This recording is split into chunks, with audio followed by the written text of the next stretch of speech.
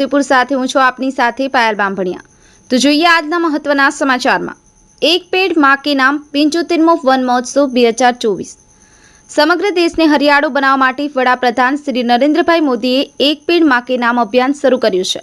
આ અભિયાનને વેગવંતુ બનાવવા માટે મુખ્યમંત્રી શ્રી ભૂપેન્દ્રભાઈ પટેલના માર્ગદર્શન હેઠળ સમગ્ર રાજ્યમાં તારીખ 8 થી 14 ઓગસ્ટ સુધી વૃક્ષારોપણની ઝુંબેશ ચલાવવામાં આવનાર છે। આ ઝુંબેશ અંતર્ગત 17 કરોડ વૃક્ષો રોપવાનું આયોજન કરવામાં આવ્યું છે। શિક્ષણ મંત્રી શ્રી ડોક્ટર કુબેરભાઈ ડિંડોના અધ્યક્ષસ્થાને પુનિયાવાંટ એકલવ્ય મોડેલ રેસિડેન્શિયલ સ્કૂલ ખાતે 75મા વન મહોત્સવ 2024ની જિલ્લા કક્ષાની ઉજવણી કરવામાં આવી હતી। આ પ્રસંગે શિક્ષણ મંત્રીશ્રીએ જણાવ્યું હતું કે આપણે સંસ્કૃતિ તો રક્ષણ કરીએ છીએ, સાથે સાથે પ્રકૃતિનું પણ રક્ષણ કરીએ। વર્ષ 2004માં તત્કાલીન મુખ્યમંત્રી શ્રી નરેન્દ્રભાઈ મોદીએ વન મહોત્સવની શરૂઆત કરી હતી, જેના પરિણામ સ્વરૂપ રાજ્યમાં અનેક વન નિર્માણ પામ્યા છે।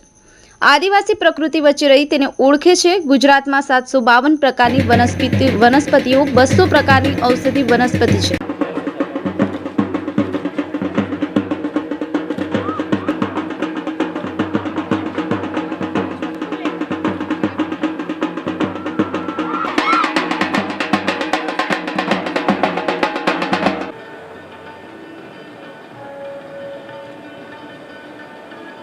મંચ પર ઉપસ્થિત તાળીઓના ગડગડાટથી તેમને વધાવીશું। મા સરસ્વતીના ધામમાં થયેલા દીપ પ્રાગટ્ય હંમેશા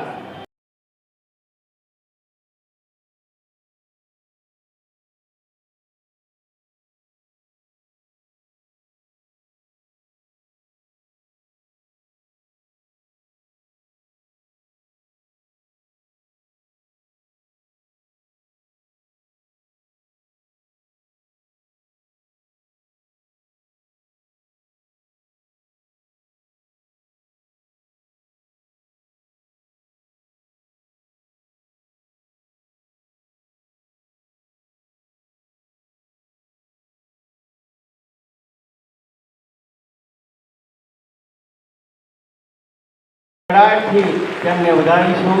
માનનીય સાહેબ શ્રી દ્વારા મોમેન્ટો અર્પણ થઈ રહી છે અને ચંદનના રોપાનો કાર્ય થઈ જાય। સાહેબ શ્રી પોતે સન્માન સ્વીકારી રહ્યા છે, ત્યારે આપ સાહેબ ખૂબ ખૂબ આભાર। જોરદાર તાળીઓનો ગડગડાટ થઈ જાય। આજે તાળીઓના ગડગડાટથી વધાવીશું। એકવાર તાળીઓનો જોરદાર ગડગડાટ થઈ જાય કરીશું।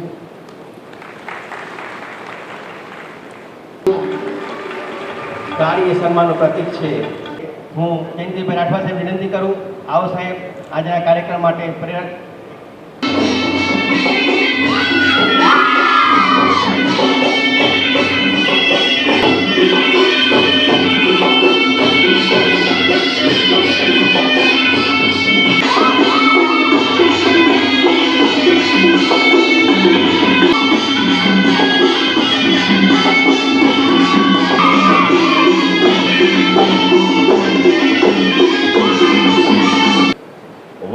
વનોનું જે મહત્વ, વૃક્ષોનું જે મહત્વ છે એ બધા જ આપણે જાણીએ છીએ। અને આપણે આદિવાસી સમાજ તો જળ, જંગલ અને આ સંસ્કૃતિ, પ્રકૃતિ, જળ, જંગલ, જમીન અને પર્યાવરણની જાળવણી, સંસ્કૃતિની જાળવણી તો આપણે જ કરી રહ્યા છે વર્ષોથી, એ આપણા ભાગે જ છે। પણ તેમ છતાં આજે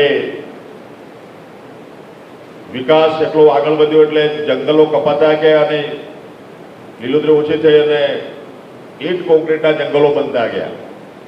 એવા સમયે આપણે જે જંગલોનું, વૃક્ષોનું સંવર્ધન, સંરક્ષણ થાય એના માટેના મિત્રો આપણે પ્રયત્નો શરૂ કર્યા અને એના ભાગરૂપે આજે ગુજરાતમાં એનો વધારો થયો છે। 2004થી આમ તો નરેન્દ્રભાઈ મોદી સાહેબે, જે ગુજરાતના તત્કાલીન મુખ્યમંત્રી હતા, અને એમને આ મિત્રો કાર્યક્રમ શરૂ કર્યો અને આપણા ધાર્મિક, ઐતિહાસિક સ્થળોએ રાજ્ય કક્ષાના કાર્યક્રમ કરીને વૃક્ષોનું માવજત થાય, વૃક્ષોની જાળવણી થાય, વૃક્ષનો ઉછેર થાય એના માટે પ્રયત્નો કર્યા।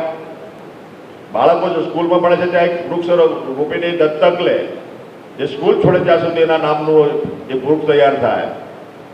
આપણા સેડાપાડી પર આપણું સ્મશાન છે, આરોગ્યનું કેમ્પસ છે, એવી જગ્યાએ બધે જ્યાં જગ્યા મળે ત્યાં આપણે ફળાવ ઝાડો મિત્રો રોપીએ। પણ આપણે એક વર્ષનો મિત્રો આયોજન નથી કરવું, આપણે મિત્રો 10 વર્ષનું આપણે આયોજન કરું, 10 વર્ષનું આપણે આયોજન કરવાનું છે બધા. તો 10 વર્ષના આયોજન કરવા માટે વૃક્ષો વાવવા પડે. આપણી સમક્ષ મૂકી છે. આપણે ફરી સાહેબનો ખૂબ ખૂબ ત્યારબાદ ધવલભાઈ દિનુભાઈ રાઠવા સાહેબ ચેક અર્પણ કરી રહ્યા છે. ખૂબ જ આનંદ અને હર્ષની લાગણી અનુભવીએ છીએ. આપણે તાળીઓથી તેને વધાવીશું. કરવામાં આવશે વનપાલ ઉચાપનમાં તેઓ પોતાની સેવા આપે છે. જે પત્ર અર્પણ કરશો. ખૂબ જ સુંદર, ખૂબ સરસ.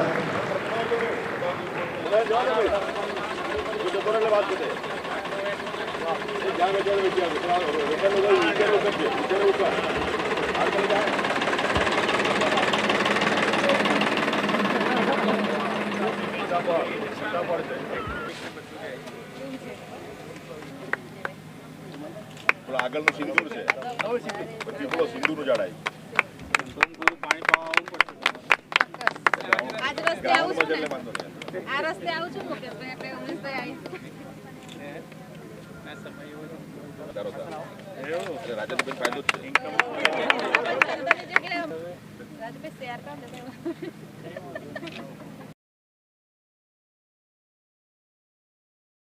દર વર્ષની જેમ આ વર્ષે પણ આપણા ગુજરાતમાં વનોનું મહત્ત્વ સમજી, વૃક્ષોનું મહત્ત્વ સમજી અને આપણા સન્માન્ય દેશના પ્રધાનમંત્રી મોદી સાહેબે જે સૂત્ર આપ્યું છે એક પેડ માં કે નામ, તેને સાર્થક કરવા માટે ગુજરાત સરકારે રાજ્યકક્ષાનો કાર્યક્રમ દેવભૂમિ દ્વારકાએ સંપન્ન કર્યો અને એના 8 તારીખથી 14 તારીખ સુધીમાં જે જિલ્લા કક્ષાના જે વન મહોત્સવો જે ચાલી રહ્યા છે એના ભાગરૂપે મારે આજે છોટાઉદેપુર મુકામે આ 75માં વન મહોત્સવ નિમિત્તે પધારવાનું થયું. અમારા સાથી ધારાસભ્યશ્રીઓ, અમારે વહીવટી તંત્રને સાથે મળીને આ પુનિયાવાડ સ્કૂલમાં એનું વર્ણન કરવામાં આવશે અને વૃક્ષોનું મહિમા, એનું મહત્ત્વ, વન્યગુણ પેદાશો, બધી પૂરક આવક જે મળી રહી છે એના માટે મારા આદિવાસી સમાજના જે વિશેષ સહભાગી વન મંડળીના મિત્રો હતા એમને મેં સમજણ આપી છે અને બધાએ વૃક્ષનું મહત્ત્વ સમજી દરેક વ્યક્તિ આ ગુજરાતના દરેક વ્યક્તિ એક વૃક્ષ ઉછેરે તો લીલોતરી થઈ જાય, હરિયાળી ક્રાંતિ સર્જાય, ક્લીન ગુજરાત, ગ્રીન ગુજરાત બને, એવો જે સંકલ્પ છે પરિપૂર્ણ થાય. લોક ભાગીદારીથી આપણે આ વૃક્ષની મહિમા અને વૃક્ષારોપણ વધુમાં વધુ થાય એવું સરકારની ઈચ્છા છે. સાથે સમાજના વડીલો પણ આમાં સહભાગી બને, યુવાનો સહભાગી બને. તો હું નથી માનતો કે આવનારા સમયમાં આજે વૃક્ષો આપણે વધ્યા છે પણ સવિશેષમાં વધારો થશે તો ઓક્સિજનની માત્રા પણ જળવાશે અને આ જે ક્લાઇમેટ ચેન્જ જે થયું છે, વાતાવરણમાં જે પરિવર્તન થયું છે, ફરી પુનઃ એનું સ્થાપન થઈ શકશે. એના માટે રાજ્ય સરકાર અને કેન્દ્ર સરકાર અને અમારા ફોરેસ્ટ વિભાગના કર્મચારીઓ સવિશેષ એમાં